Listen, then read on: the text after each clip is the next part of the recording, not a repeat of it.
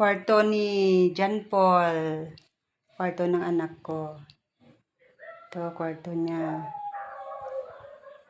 Kwarto.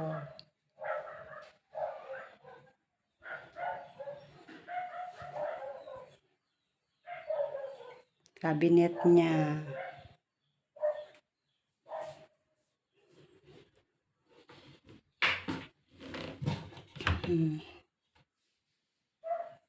Damit lahat ng anak ko to.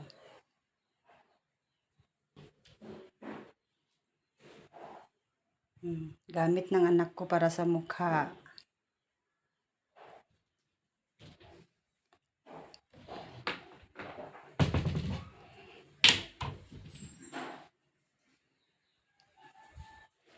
Lagyanan ng damit na marumi, basurahan.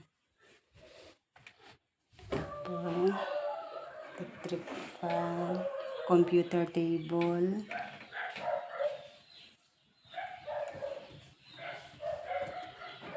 Okay. Then, kwarto. Ito, hindi pa napalitan. Papalitan pa lang yan ngayon. Tapos, ito isang kwarto. Ayan.